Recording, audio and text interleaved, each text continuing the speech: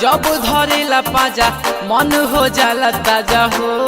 अरे मायरे बड़ी आवेला माजा जब धरेला पाजा मन हो जाला ताजा हो।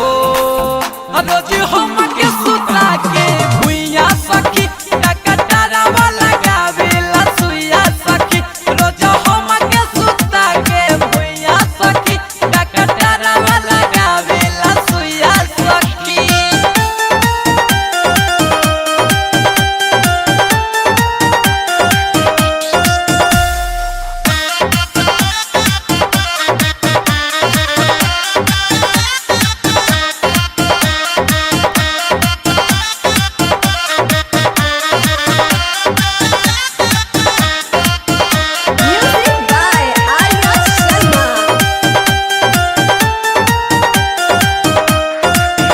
गजबे के प्यार करेला बाजा में हम के धरेला।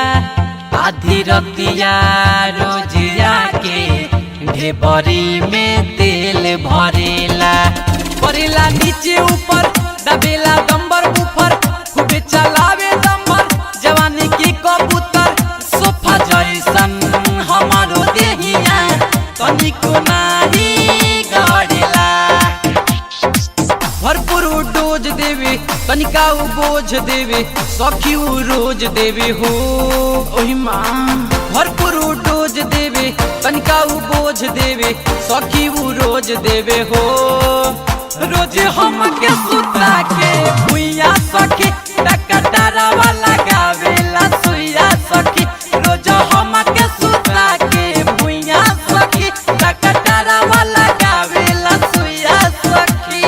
Recording studio Gopalganj.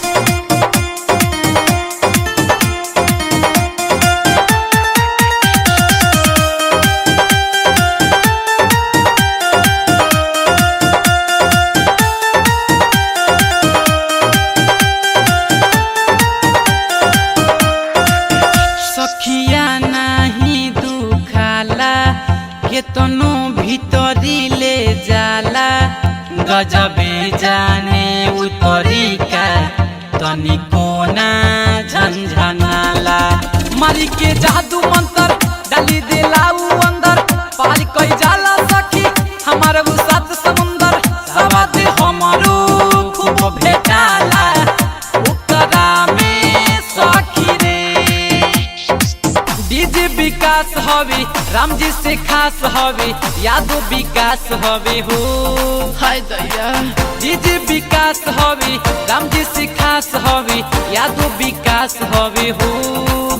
रोज हम के सुता के भुइया सखी टकटारा वाला गावे